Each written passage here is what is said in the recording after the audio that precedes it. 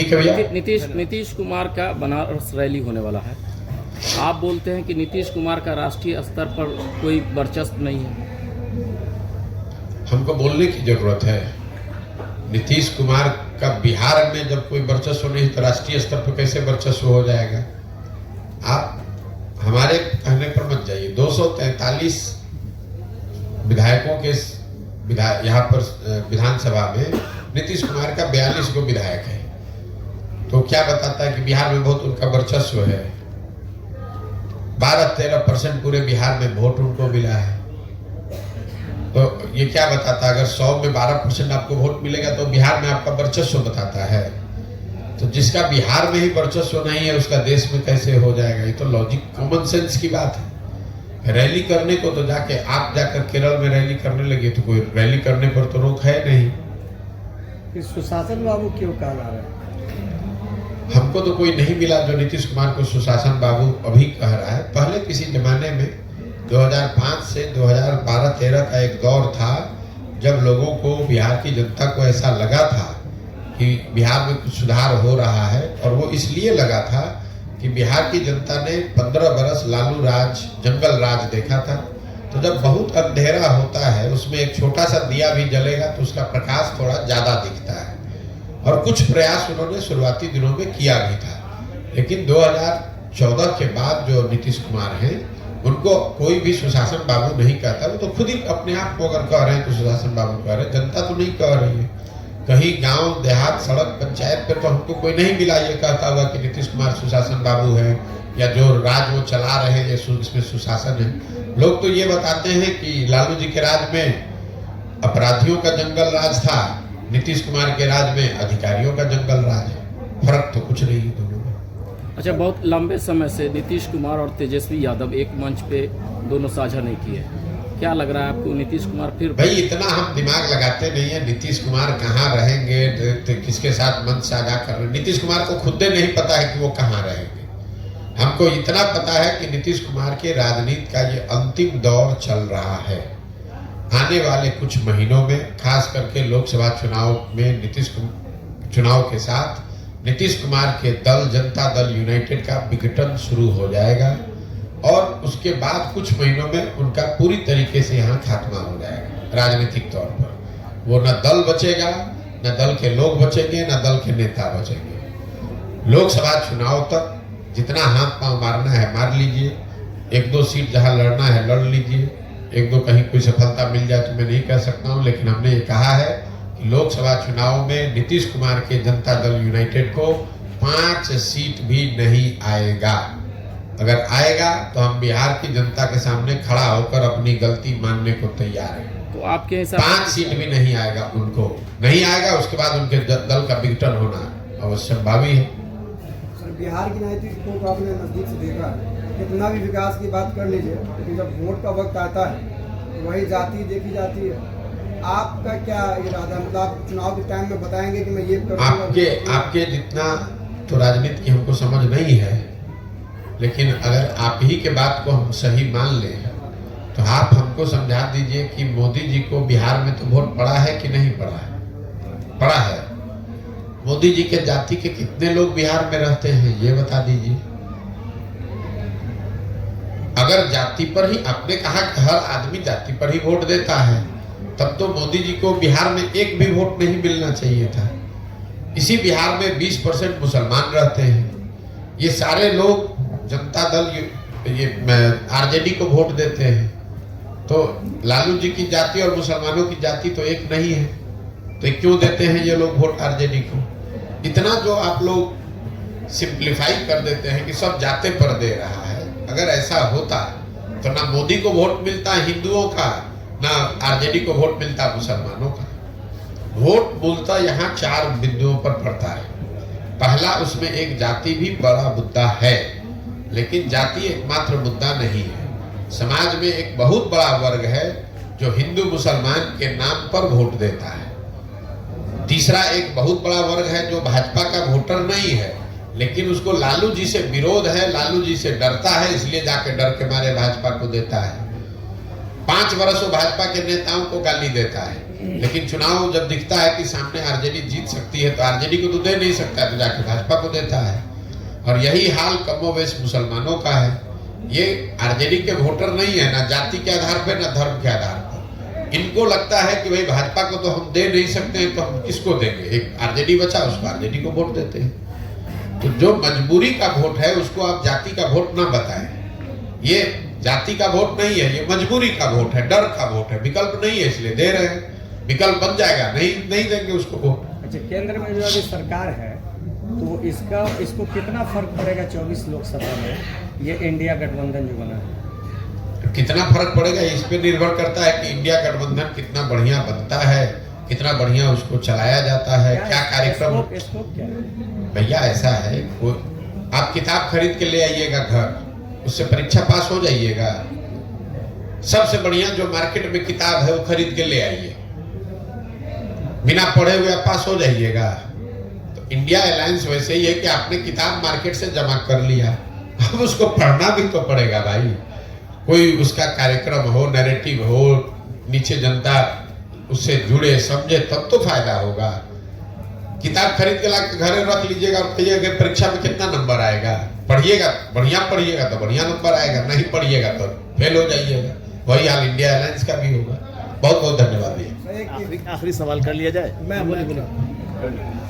Sir, Bhajpa का जो राजनीति का तरीका आप जानते हैं, हिंदू मुस्लिम वाला है। और भाजपा के पीछे पूरी आरएसएस की पूरी लॉबी जो 100 साल की तैयारी हुई है और लगातार आरएसएस के जो भी कार्यकर्ता हैं या फिर उनको मानने वाले बढ़ते जा रहे हैं, यानी भाजपा के वोटर्स बढ़ते जा रहे हैं। और जब भाजपा के वोटर बढ़ेंगे तो इधर सेकुलर वोटर सब कम होते जाएंगे। सर, उन्हें रोकने के लिए क्या तरीका?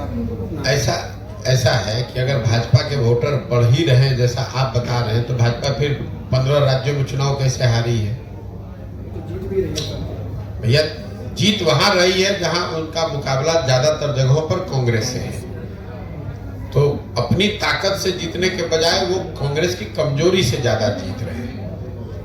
भाई, पूरा जो आपने कहा भाजपा का वोट बढ़ रहा है, ठीक बात है, वोट तो बढ़ रहा है, लेकिन पिछला जो 2019 में चुनाव हुआ उसमें भाजपा को 38% वोट पूरे देश में मिला। तो अगर 100 लोग जो वोट देने गए उसमें 62 आदमी तो भाजपा के साथ नहीं था, 38 आदमी भाजपा के साथ था। अब जो 62 आदमी भाजपा के साथ नहीं था उसको एकजुट करने वाला कोई ताकत, कोई फोर्स, कोई राजनीतिक पार्टी, नेता नहीं है, इसलिए भाजपा आपको मजबूत दिख रही है।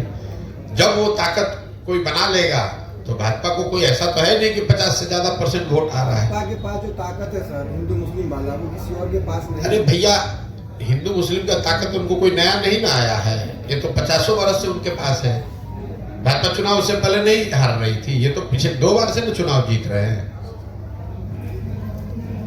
जी, आपका कोई सवाल? उसी तरह का सवाल पूछ लिया इन्होंने।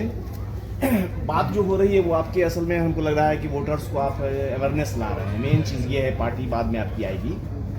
आप शिक्षा पे बड़ा जम करके बोल रहे हैं, आप बेरोजगारी पे बोल रहे हैं, कुछ स्थानीय मुद्दे पर भी फोकस हो रहा है, सद्भावना पे नहीं कर रहे हैं। बात वहीं आ गई, उन्होंने दूसरी तरह से पूछ लिया है, सद्भावना को भी एक विषय बनाया जाना चाहिए। क्या ख्याल? नहीं, हम जो बात बोल रहे हैं कि जब आप अपने और अपने बच्चों के हित की बात करेंगे तो सद्भावना उसमें शामिल है।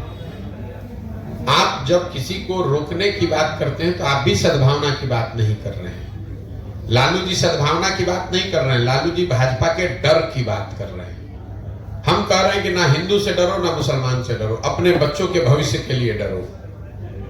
सद्भावना उसमें शामिल है। सद्भावना के नाम पर ही तो आपको डरा कर भाजपा से वोट लिया जा रहा है।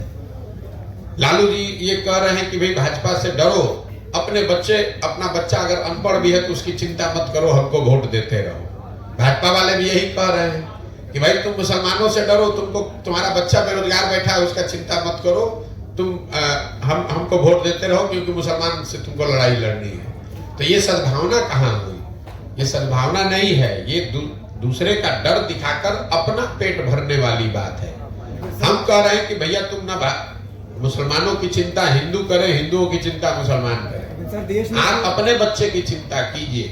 अगर आपका बच्चा पढ़ेगा, आप जिस सद्भावना की बात कर रहे हैं, जब दंगा होता है, कोई ऐसी घटना होती है तो उसमें भी सबसे पहले गरीब मरता है। कोई पढ़ा लिखा होशियार धनी आदमी नहीं मरता है, चाहे वो हिंदू हो या गरीब हो, उस पर भी मरता वही है जो रोड पर गरीब अनपढ़ बैठा हुआ है। जाते जाते अगर आप अपने बच्चों को पढ़ाएंगे, उनको रोजगार होगा, उनकी आर्थिक तरक्की होगी, तो उनके जरिए सद्भावना भी आएगी।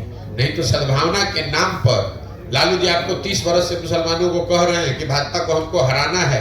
भाजपा तो हारी नहीं, भाजपा तो जीत 2 MP से बढ़ के 300 MP हो गई। 30 वर्ष में मुसलमान उनका बंधुआ मजदूर जरूर बन गया। 2 पीढ़ियां आपकी बर्बाद हो गई। आपने उनके पढ़ाई की चिंता नहीं की, आपने अपने गांव में सड़क बिजली पानी की चिंता नहीं की। आप भाजपा को हराने के नाम पर, सद्भावना के नाम पर उनको वोट देते गए।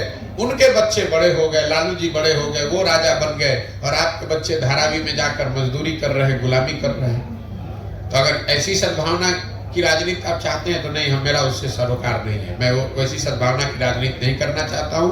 मैं शिक्षा और रोजगार की राजनीति करना चाहता हूँ। मैं बिहार में तरक्की की बात करना चाहता हूँ। हिंदू मुसलमान अगड़ा पिछड़ा की बात नहीं कर रहा हूँ। ये बहुत लोग आरक्षण की बात करते हैं। मैंने अभी आपको आंकड़ा दिया, 1.5% लोग ही सरकारी नौकरी में हैं। तो चाहे आप आरक्षण 40 कर दीजिए कि 100 में 100 कर दीजिए, फिर भी 98.5% आदमी को तो कुछ उसका लाभ नहीं मिलना है। तो ये तो लोगों को बेवकूफ बनाने की बात है भाई।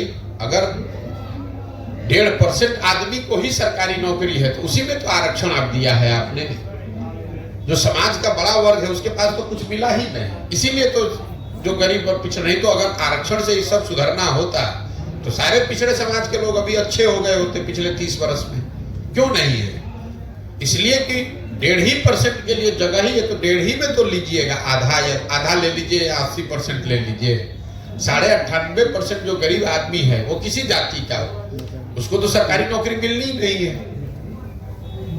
सर एक सवाल है, ये आरोप वाला सवाल है सर, क्योंकि जेडीयू या फिर आरजेडी की अगर बात करें, कोई पार्टी अगर अलग चुनाव लड़ती है उन लोगों से हटके, वो आरोप लगाते हैं बीजेपी की बीच में। आप पे भी लग रही है, एक MIM पार्टी है सर, उस पर भी लगती है। चलिए भाई देखिए, ऐसा है कि बिहार में इन तीनों दलों को मुफ्तखोरी की आदत लग गई है। अब आरजेडी को बिना कुछ काम किए हुए मुसलमानों का एक मुश्त 20% वोट मिल जाता है, तो क्यों चाहेंगे कि मुसलमानों के पास कोई विकल्प हो जाए ताकि उनके काम का वो आकलन होना शुरू हो जाए। वही हाल भाजपा का है। भाजपा को यहाँ वोटें मिला टोटल 19%। आप लोग भाजपा को इतना बड़ा दल बताते हैं जैसे लगता है कि पूरा बिहार में भाजपा है। पिछला विधानसभा चुनाव में भाजपा को 19.6% वोट मिला है बिहार में, सिर्फ 19.6%। नोट करके रखिए इसको। आप ऐसे बता रहे हैं जैसे बिहार का हर आदमी भाजपा को वोट दे रहा है। भाजपा को वोट वो मजबूरी में दे रहा है। सामने लालू है, लालू के जंगल राज से उसको डर लगता है तो जाके डर के मारे भाजपा को वोट दे देता है। देश में उसको कोई दूसरा विकल्प दिख नहीं रहा है तो दिखता है भैया ये लालू के दादर से तो अच्छा है, चलो मोदी को ही दे दो, इसलिए वोट मिल रहा है। विकल्प के रूप में आप हो सकते हैं। हम कोई तीसरा विकल्प नहीं, एक ही विकल्प है जो शिक्षा, रोजगार और तरक्की का विकल्प है। वो जनता का विकल्प है, वो विकल्प बनाने का प्रयास कर रहे हैं। जब विकल्प बनेगा तो आप देखिएगा ये दोनों का दोनों कट के साथ हो जाएगा। लोग इतना त्रस्त है बिहार में, चाहे भाजपा हो, जदयू हो, आरजेडी हो, लोग इतना त्रस्त है। कौन नहीं चाहता है कि उसके बच्चे को अच्छी पढ़ाई मिले? आप देश में सबसे गरीब पिछड़े हैं, आपके घर के सारे लोग पूरे जीवन मजदूरी करते हैं, किसको अपना जिंदगी नहीं बदलना है? बहुत बहुत धन्यवाद।